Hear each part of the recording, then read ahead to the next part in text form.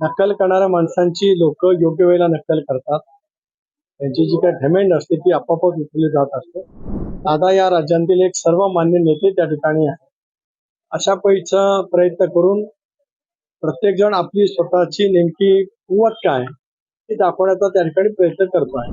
हे कसं आहे की आम्ही एकत्रित असताना सुद्धा वाहनं दिली. तेव्हा बोल घेवड्या आणि प्रतीसाठी आपापलेल्या कोणाही व्यक्तीच्या वक्तव्यावरती मी या ठिकाणी काय बोलू इच्छित नाही. तरुणांची आणि वेगवेगळ्या घटकांची संख्या मोठ्या प्रमाणावरती दिवसेंदिवस वाढते आहे. काल संध्याकाळी सुद्धा सोलापूर जिल्ह्यातील माळशिरसच्या परिसरातील काही सहकाऱ्यांचा एक फार मोठा पक्षप्रवेश इथेच या ठिकाणी झाला. आजही परभणी असेल, लातूर असेल, नवी मुंबईच्या परिसरातील असेल, पुन्हा सांगलीच्या परिसरातील असेल, अशा अनेक सहकाऱ्यांनी आज राष्ट्रवादी काँग्रेस पक्षामध्ये प्रवेश केला. पक्षाची वाढती ताकद, दादांच्या नेतृत्वावरती विश्वास ठेवून आज त्या ठिकाणी निर्माण झालेली पाहणं. जिल्हाध्यक्षांना नव्या गोऱ्या गाड्या देण्यात येत आहेत. ट्रायसाठी गाड्या सुद्धा आल्या होत्या. कशा पद्धतीने जिल्हाध्यक्षांना बळकटी देत आहे? यापूर्वी सुद्धा ज्यावेळेला आम्ही एकत्रितपणाने काम करत होतो त्यावेळेला जिल्हाध्यक्षांना तशी वाहन देण्याचा निर्णय झाला होता. त्या दिवशी गेल्या 22 तारखेलाच कर्जतच्या चिंतन शिबिराच्या नंतर संबंध राज्यव्यापी आढावा बैठक मी ज्यावेळेला घेतली त्यामध्ये प्रामुख्याने आमच्या सर्व जिल्हाध्यक्षांना आणि मग महिला जिल्हाध्यक्षांना सुद्धा आगामी कालावधीमध्ये संघटनाचं काम करण्यासाठी, संघटना अधिक वाढवण्यासाठी त्या ठिकाणी वाहनं दिली जावीत अशी मागणी त्या ठिकाणी करण्यात आली होती. राष्ट्रीय अध्यक्षांनी ती मागणी मान्य केली. त्यामुळे नजीकच्या कालावधीमध्ये पक्ष मजबूतीच्या कामाला वेग यावा असा आमचा सर्वांचा प्रयत्न राहील. तर पुण्यातल्या डेप्युटीसी फंडावरतूनच संपूर्ण महायुतीमधला जो उघड नाराजी आहे ती पाहायला मिळते. त्यानंतर पुणे डेप्युटीसीच्या काही भाजप आणि शिवसेनेच्या सदस्यांनी अजित पवार, पालकमंत्री अजित पवार यांच्यावरती नाराजी दर्शवली आहे. त्यांनी पत्र लिहून सांगितलं की जवळपास 800 कोटीची कामं अजित पवारांनी जे आहे ती आपल्या समर्थकांना दिलेली आहे. कुठेही न्याय ते जे आहे ते भाजप आणि शिवसेनेच्या डेप्युटीसी मेंबरला अथवा कार्यकर्त्यांना देताना पाहायला मिळतं. मला या विषयावरती काही माहिती नाही. एक तर राज्यभरामध्ये सुद्धा सगळीकडे प्रत्येक जिल्ह्यामध्ये त्या त्या जिल्ह्याचे पालकमंत्री निधीचं वाटप करत असतात. या बाबतीमध्ये दादा उपमुख्यमंत्री आहेत, अनेक वर्ष पुण्याचे पालकमंत्री राहिलेले आहेत.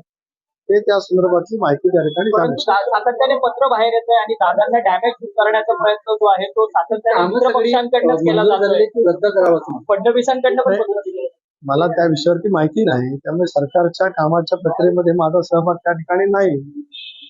वेगवेगळ्या जिल्ह्यामध्ये सुद्धा अशा पद्धतीचं कुठे ना कुठेतरी ऐकायला मिळत असतं. एकत्रितपणाने बसून त्या संदर्भातला निर्णय सगळेजण करतील. संजय राऊतांनी आज सांगितलेलं आहे की उद्धव ठाकरे हा पंतप्रधानाचा नवीन चेहरा.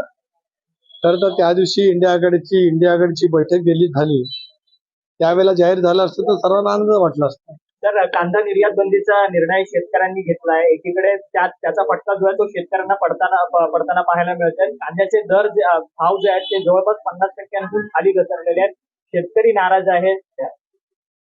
एक असं की हा शेवटी केंद्राचा तो निर्णय त्या ठिकाणी आहे. या संदर्भामध्ये राज्य सरकारने विशेष करून विधानसभेच्या अधिवेशनामध्ये माननीय मुख्यमंत्री एकनाथराव शिंदे, देवेंद्रजी फडणवीस, अजितदादा या सर्वांनीच केंद्र सरकारकडे या विषयावरती चर्चा करण्यासाठी जायचं सूचित केलेलं आहे. मला असं वाटतं की सारी मंडळी ज्या वेळेला जातील त्यावेळेला या संदर्भातला निर्णय त्या ठिकाणी होईल. राहुल गांधींकडनं भारत न्याय यात्रा जी आहे ती पुढच्या महिन्यांपासून सुरू करण्यात येणार आहे आणि त्याची सांगता मुंबईमध्ये होणार आहे. मुंबईमध्ये मोठी जाहीर सभा राहुल गांधी यांच्या नेतृत्वात होईल. खरं तर लोकसभेच्या निवडणुकीच्या पार्श्वभूमीवर अतिशय महत्वाचे काँग्रेसने हा निर्णय घेतला. शेवटी प्रत्येक राजकीय पक्षाला लोकशाहीच्या माध्यमातून त्यांचा कार्यक्रम राबवणे, तयार करणे, नियोजन करणे हा ठिकाणी अधिकार असतो. काँग्रेस या देशातला एक अनेक वर्षाचा जुना पक्ष आहे.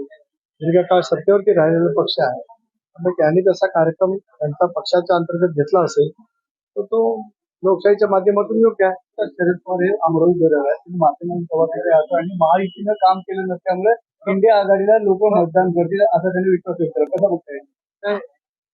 आदरणीय पवार साहेबांच्या कुठल्याही काही संवाद पत्रकार केला असेल किंवा कुठल्या बैठकीमध्ये साहेब काय बोलले असतील त्याच्यावरती मी प्रतिक्रिया काय देणार. जितेंद्र आव्हाड जे आहेत ते सातत्याने अजित पवार यांची मिमिक्री नक्कल करून दादांची किल्ली उडवत आहेत. या संदर्भात प्रदेशाध्यक्ष म्हणून तुमची काही प्रतिक्रिया आहे? नक्कल करणाऱ्या माणसांची लोक योग्य वेळेला नक्कल करतात. त्यांची जी काही घमेंड असते ती आपोआपच उचलली जात असते. दादा या राज्यातील एक सर्वमान्य नेते त्या ठिकाणी आहे.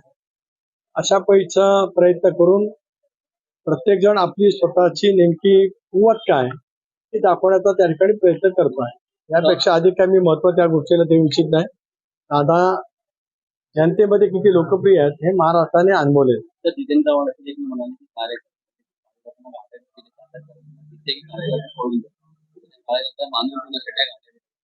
एक असं आहे की आम्ही एकत्रित असताना सुद्धा वाहनं दिली. तेव्हा बोल घेवड्या आणि प्रतीसाठी आपापलेला कोणाही व्यक्तीच्या वक्तव्यावरती मी या ठिकाणी काय बोलू इच्छित नाही. मला अधिक त्या गोष्टीला महत्व द्यायचं आहे. तर मनोज जरांगे पाटील यांनी वक्तव्य केलंय की आता शेवटचीच लढाई जी आहे ती मुंबईत येऊन आपल्याला लढावी लागणार नाही. जर गोळ्या जरी खायला लागल्या तरी मी तयार आहे. मराठ्यांना आरक्षण राहणार. 20 जानेवारीला येण्याचं त्यांचं अटळ आहे.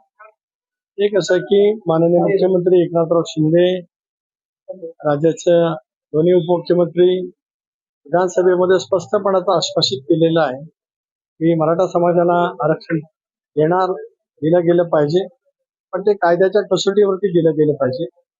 2 वेळेला आरक्षण दिलं. एकदा उच्च न्यायालयाने ते रद्दबदल केलं, नंतर सर्वोच्च न्यायालयाने रद्दबदल केलं.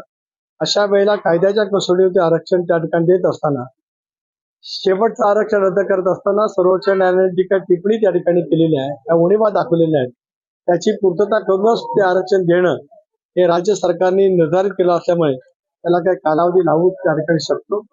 पण मला विश्वास आहे आणि मला खात्री आहे की महाराष्ट्राचं महायुतीचं सरकार मराठा समाजाला त्या ठिकाणी 100% आरक्षण देईल. ओबीसीच्या आरक्षणाला धक्का न लावता ते आरक्षण दिलं जाईल. त्याच्यासाठी काही कालावधी लागला तर तो त्या ठिकाणी मिळाला पाहिजे अशी माझी अपेक्षा आहे. आम्ही काय कामं केली ही घेणं घेऊन येता आम्ही यावेळी निष्ठा काय आहे हा मुद्दा घेऊन पुढे येऊ निवडणुकीसाठी असं जितेंद्र आव्हाड यांनी सांगितलं. मी सांगितलं ना की फार बोलगावड्या व्यक्तींच्या वक्तव्याला मी महत्व देऊ इच्छित नाही. महत्व देण्यासारखी परिस्थिती नाहीच त्या ठिकाणी. त्यामुळे आम्ही आमच्या निर्धारित गोष्टीनुसार पुढे त्या ठिकाणी जाणार आहोत. धन्यवाद.